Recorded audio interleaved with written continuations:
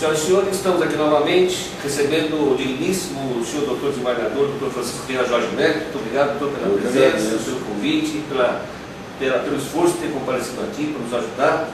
E já de início já quero deixar aqui, divulgar aqui para os nossos que nos assistem, uma obra importantíssima, né, professor? O senhor, além de magistrado, desembargador, é escritor também e está aqui lançando uma obra recente de direito de processual do trabalho que contém toda a parte processual de um processo trabalhista. Sim, professor. Desde a pericial, os princípios, que mais que o senhor pode melhor Veja, falar? essa obra, professor, ela é completa. Ela pega o processo individual, o processo coletivo. Dentro do processo individual pega a fase de conhecimento, a fase recursal, a fase de liquidação de sentença, a fase de execução, pega os processos coletivos, pega os procedimentos especiais do processo de trabalho, processo cautelar, os processos cautelares, o processo de trabalho. É uma obra completa. Ela aplica-se para o operador do direito que milita na Justiça do Trabalho, ela é válida para quem se prepara para um concurso da magistratura, um concurso do Ministério Público do Trabalho, como também, professor Gerson, para a própria OAB, alguém que quer fazer um estudo mais aprofundado, para cursos de pós-graduação e também para cursos de graduação. Sim. E pelo jeito o conteúdo aqui que não falta, né, professor? Bastante conteúdo aqui, ó. Posso dizer que é uma obra completa. Jurisprudência também, doutrina, jurisprudência, né? Remissões aqui. Todos os tópicos, quando necessário, nós nos reportamos basicamente a jurisprudência do TST. E doutrina também, ó. Pós de Miranda. Sim. Não é? É uma obra completa. Nossa, parabéns, professor. Isso aqui é uma contribuição inestimável para todo mundo que milita na área do direito do trabalho. Está já na 5ª edição.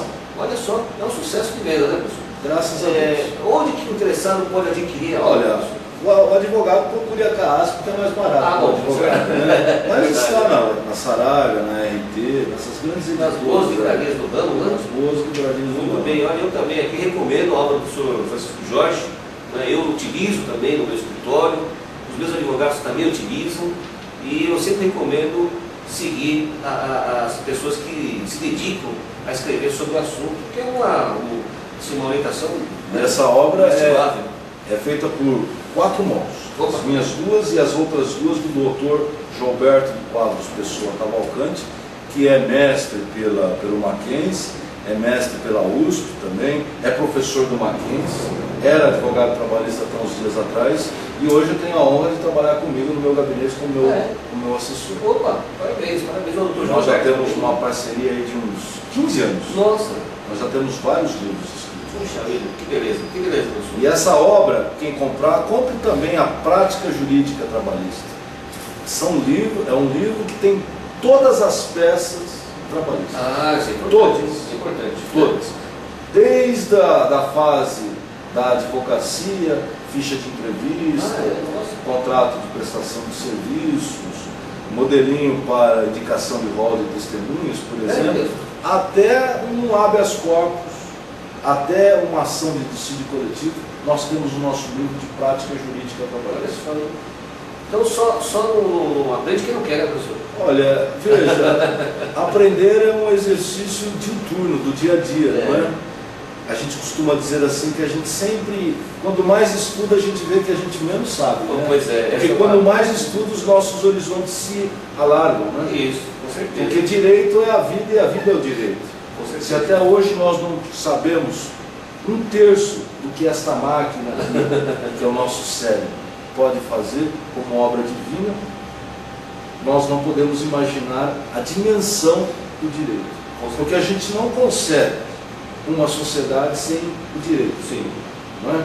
Então, se a natureza do homem ela contém tanto ainda a ser revelado, quem dirá o direito? Olha só. Nós já estamos na 4ª onda do direito, né? Que é a bioética, né? Verdade. Células crônicas, olha só. Embriões, até que ponto inicia a vida ou não. O conceito da vida é uma coisa que está fazendo com que juristas, quando é que se inicia a vida? Quando é que o direito deveria proteger a vida? Se um embrião já é uma vida ou não, não é? Não, são questões que não são só filosóficas, transcendem ao homem, que fazem parte do universo. E eu acho, na minha visão, que o universo é uma criação divina. Com certeza. Professor, vamos falar sobre acordo de compensação do dia de trabalho. Isso. Acordo de compensação aparece muito aí nas discussões judiciais, né, professor? Sim, muitos professor. processos discutem se a compensação é válida, se não é, se tem que ser por escrito, se não tem, se vai virar hora extra, se não vai, né? Então, Sim. muita controvérsia. Professor, de início aqui, conceito de compensação de horários, como o senhor entende o conceito de compensação das horas de trabalho? Compensar, professor Gerson, é distribuir as horas de um dia pelos demais dias da semana, ou em outras semanas, Certo. podendo ser anual ou ser semanal. Então, o que é compensar? É distribuir a jornada de um dia para um outro dia, ou de uma semana para uma outra semana. Então nós temos o gênero compensar, é distribuir a jornada de um dia para um outro dia, ou para uma outra semana, ou para outras semanas. E ela pode ser de três tipos. Certo. A compensação semanal, a compensação anual, que é a famosa banco de horas. Sim. E a terceira compensação, que é a famosa semana espanhola, da OJ 323. Certo. Professor, a forma do termo para se realizar uma compensação e para ter validade, como teria que ser? Teria que ser por escrito, pode ser verbal? Professor Gerson, então vamos agora já passarmos do conceito para as espécies. É claro? E depois nós vamos definir cada uma delas. Mas vamos nos centrar nesta questão. Forma. Professor Gerson, a forma não é a regra no direito do trabalho. É mesmo? Não. Eu sempre pensei que tinha que ser escrito. Não, eu vou continuar. A forma no direito do trabalho não é a regra, Certo. pelo princípio da primazia Da da realidade. realidade. Contudo, a conquista de uma jornada mínima, aqui nós chamamos de jornada normal, é uma conquista histórica. Logo, tudo que extravasa desta conquista histórica, fazendo com que a jornada seja acima do limite mínimo, precisa de um documento. Então, na temática da compensação de horas de trabalho, a forma, o documento, ela é primordial. Então veja, banco de horas só pode mediante negociação coletiva. Semana espanhola só pode mediante negociação coletiva. Sem nenhuma exceção. Sem nenhuma exceção. A única exceção é a compensação individual, que ela pode ser, como nós chamamos, um acordo feito entre um empregado e um empregador, ou a negociação coletiva. Quando eu falo de compensação, de negociação coletiva, professor Gerson, estou falando dos 611 da CLT, estou falando do caput da convenção coletiva. E também estou falando do parágrafo 1º do 611, que é o acordo coletivo. É certo? A convenção vale para todos os trabalhadores da categoria. O acordo vale para os empregados daquela empresa ou daquelas empresas que assinaram, junto com o sindicato da categoria profissional, o acordo coletivo. É certo? Com relação à compensação semanal, o senhor pode dar assim, um conceito um pouco mais amplo? Claro. Inclusive pela visão do TST. Isso, vamos a isto. Eu diria que é muito importante que a gente se desdobre sobre esta questão. E como é que nós vamos nos desdobrar sobre esta questão? Partindo da seguinte visão, professor Gerson. Em primeiro lugar, o que é semana? Semana é o número de dias trabalhados mais o correspondente descanso semanal remunerado. Este é o conceito da doutrina, porque a lei trabalhista não define semana. Nós costumamos dizer que semana é a escala de trabalho, 6 por 1, 7 por 2, 6 por 3, 5 por 1. Esta é a semana de trabalho. Então veja, o que é a compensação semanal? Eu distribuo a jornada dentro dos dias da semana. Então veja, eu posso trabalhar mais em alguns dias para trabalhar menos em um dia, ou simplesmente não trabalhar no outro dia. Está claro? Me acompanhou? Sim. Então, a compensação semanal, ela se destina a distribuir as horas de trabalho dentro da semana a que corresponde àquela escala de trabalho do trabalhador. Está claro? Então veja, trabalho menos no sábado ou não trabalho sábado. E trabalho um pouco mais durante a semana. Trabalho um pouco mais durante a semana. E se é a mais, compensou no sábado. Ou simplesmente não trabalho sábado. Isso. Tá certo? Bem, vamos agora só a compensação semanal e as horas extras contratuais. Então vamos aí. Quais seriam essas horas extras perante a compensação semanal? Uma questão interessante. Além do documento, tanto na compensação semanal, como no banco de horas, como na semana espanhola, nós temos dois outros requisitos para saber se a compensação é válida ou não. Quais são esses dois outros requisitos? Eu chamo assim, jornada máxima diária. E o terceiro requisito, horários pré-determinados. Então veja.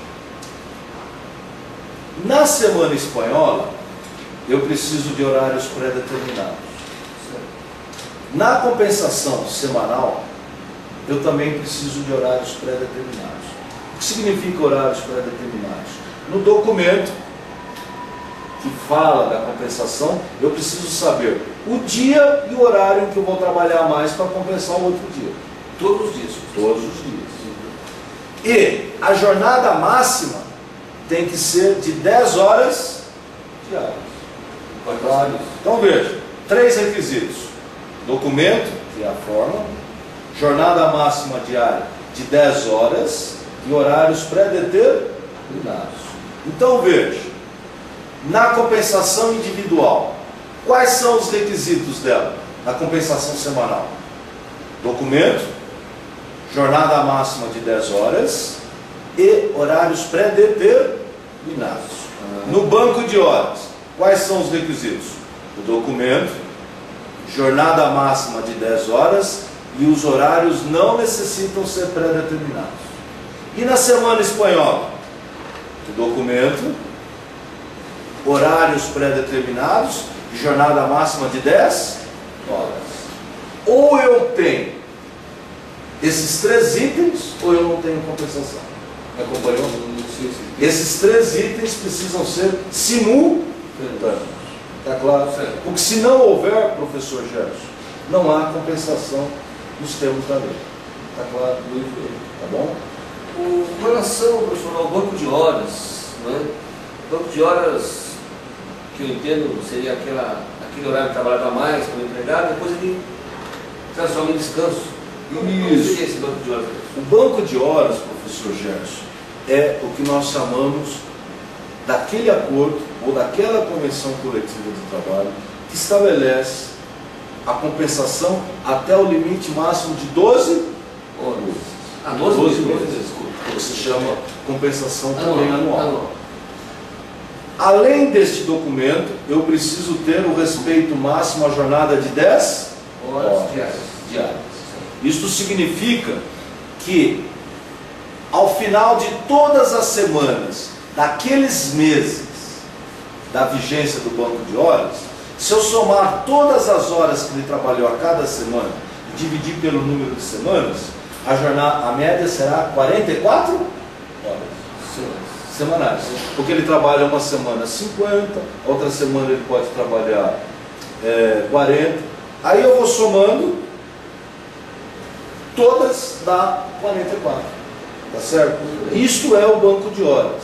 Então veja, o banco de horas, o que ele exige? Documento, que tem que ser ou acordo ou a convenção coletiva, o respeito à jornada máxima de 10 horas. Então veja, O que nós temos aí? Bancos de horas informais. É aquele banco em que o trabalhador faz hora extra, mas não tem nenhum documento chamado convenção coletiva ou acordo coletivo de trabalho. Mesmo que ele compense essas horas extras, essas horas que ele tenha feito, a empresa será obrigada a pagar todas as horas acima da oitava como se fossem horas extras. Não é válida essa compensação. Mesmo que descansado. Então veja, eu posso ter feito horas extras em 4, eu posso ter feito horas a mais em 4 semanas e ter compensado nas outras 4. Isso. Mas como não havia a convenção ou acordo coletivo, todas as horas que eu trabalhei acima da oitava são horas extras, mesmo que eu tenha compensado. Por quê? O documento é da essência do banco de horas. Está claro? Tá certo? Agora, um detalhe importante, voltando na compensação individual, também chamado compensação semanal. Quais são os 3 requisitos? Documento, respeito máximo à jornada de 10 horas e também aquilo que nós podemos dizer horários pré-determinados. A doutrina e a jurisprudência nos fala do acordo tácito. O que seria o acordo tácito na compensação semanal? Seria uma compensação no qual eu tenho respeito aos horários pré-determinados e eu tenho respeito à jornada de 10 horas. Contudo, eu não tenho documento. Por isso que se chama acordo tácito. É válido? O acordo tácito é válido. O acordo tácito é válido. Só que ele é um meio termo entre a compensação válida e a compensação inválida. Por quê? Porque o acordo tácito, ele não gera direito à hora extra. Ele só gera direito ao adicional. Então veja. Só adicional. Só o adicional. Todas as horas destinadas à compensação, Só adicional. ele só ganha o adicional de hora Extra. E o que passar? O que passar das 44, aí ele ganha como hora Normal.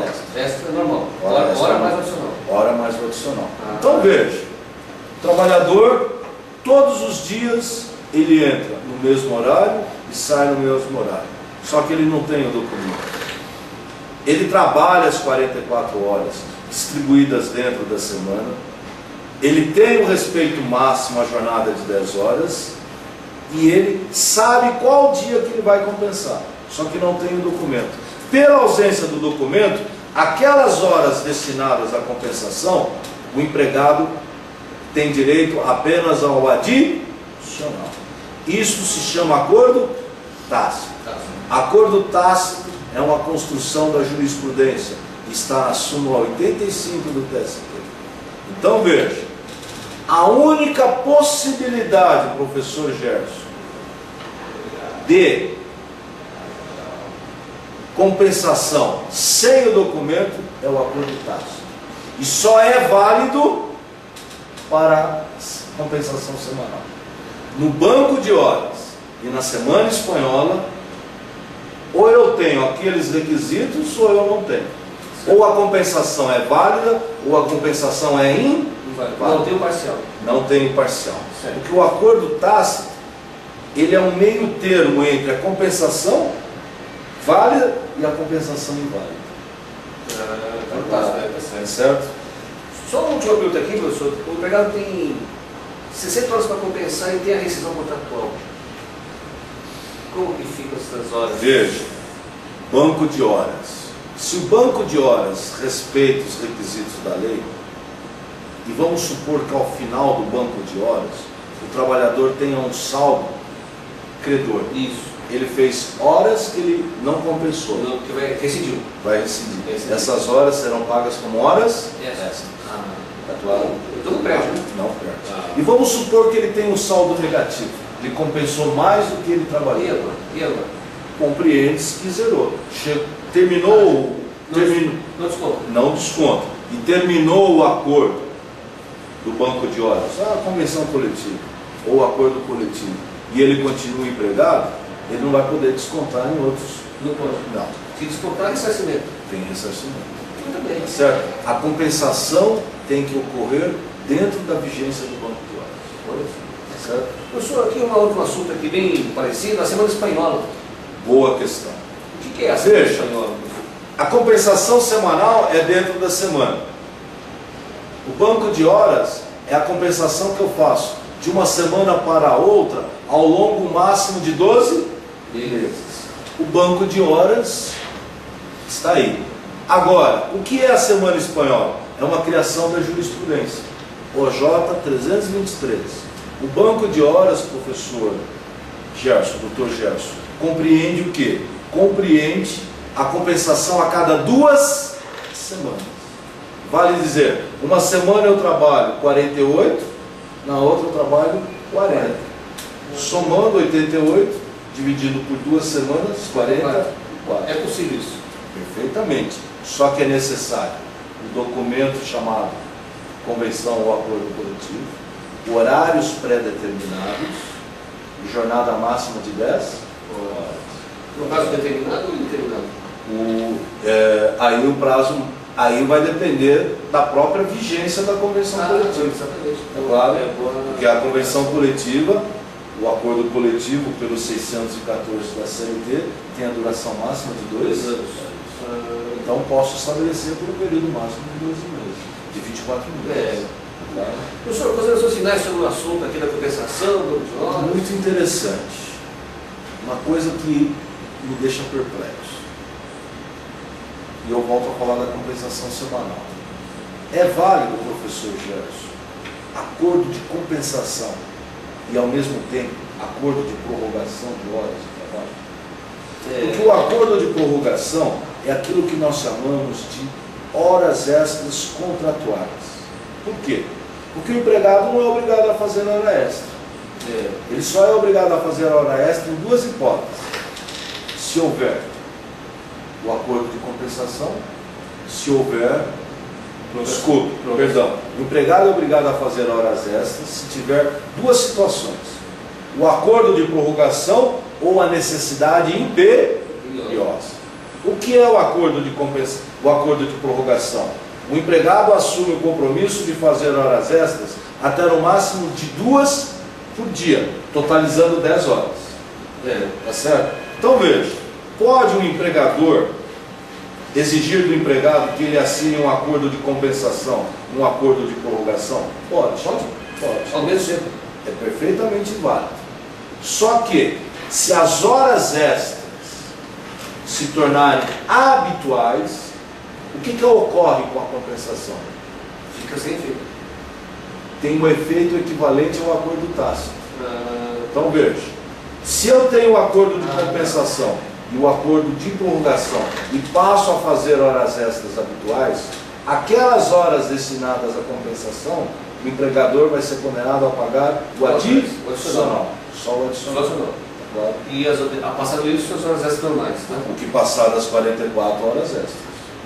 Claro. Muito bem, professor. Mais alguma consideração que eu quero fazer? Sim, eu sempre recomendo ao advogado trabalhista do reclamante: peça hora extra a partir da 8ª e também da 44ª.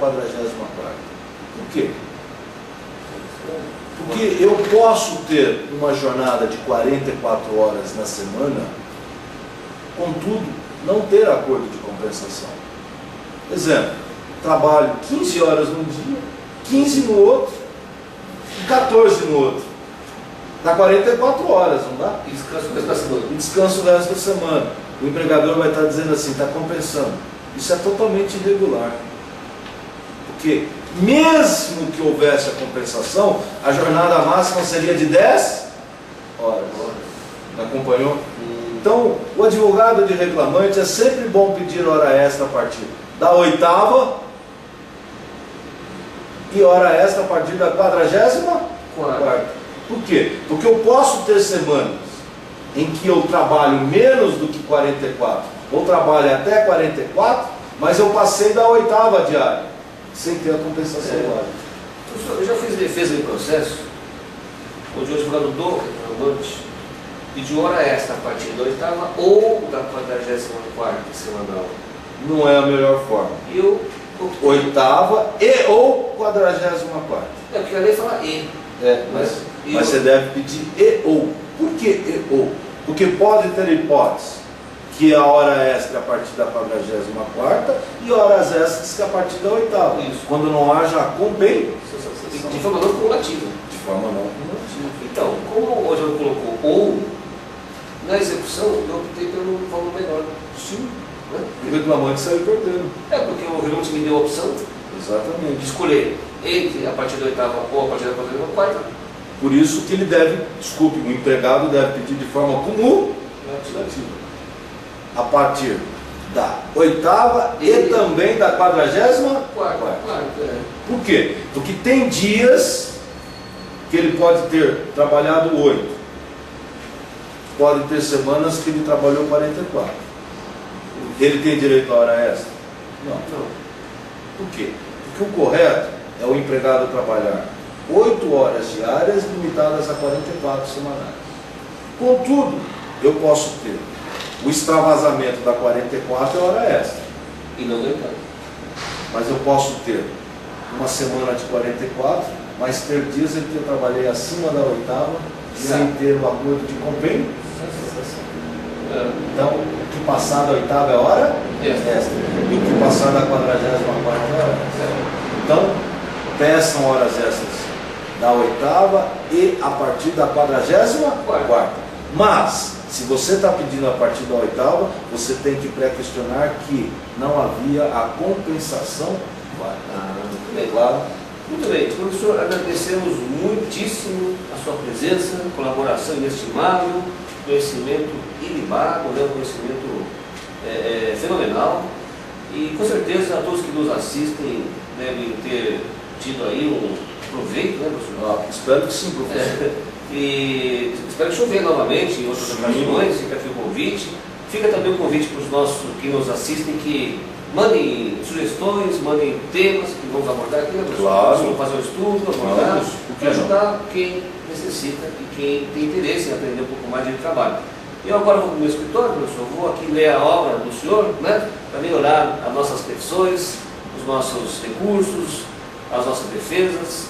E também vou lá fazer uma reunião com os meus advogados, professor, para passar aqui a essência da obra que o senhor acabou de lançar. Eu agradeço a atenção. É uma obra assim, inestimável, de valor inestimável para todos nós advogados do direito de trabalho. Fico muito agradecido, muito obrigado. Eu que agradeço e nos assistem aqui no curso Shigemori, que não é português, é japonês. Né? Exatamente. E participem aí nos ouçam pela manhã, pela tarde, pela noite, pela madrugada, quem gosta da madrugada. Não nos levem para a cama, pelo amor de Deus. Só nos assista no vídeo. Né? E nos remeta a temas que aqui nós poderemos discutir, traçar de uma forma sucinta o que a doutrina entende, o que a jurisprudência afirma, e que a lei diz, não é? Porque direito não é uma ciência exata. Não. Ela é fruto da busca do melhor entendimento. E a busca do melhor entendimento é algo que se renova a todo e qualquer momento, fruto da atuação, principalmente de um operador do direito, chamado advogado. Quem faz a jurisprudência é o advogado, não é o juiz. Porque quem traz a tese, ou as teses jurídicas, ou as melhores interpretações para o campo do judiciário é o advogado. Por quê? A jurisdição é inerte. Então, estamos aqui refletindo sobre temas de direito do trabalho e processo do trabalho, temas atuais. Nos remetam os seus assuntos para que a gente ponha aqui na nossa pauta e que para toda semana você passe a ter o hábito de nos assistir aqui no nosso curso Shigemori. Muito obrigado e boa semana. Muito obrigado, participe da nossa programação de cursos. Estamos sempre à disposição. Muito obrigado, um grande abraço a todos que nos assistem.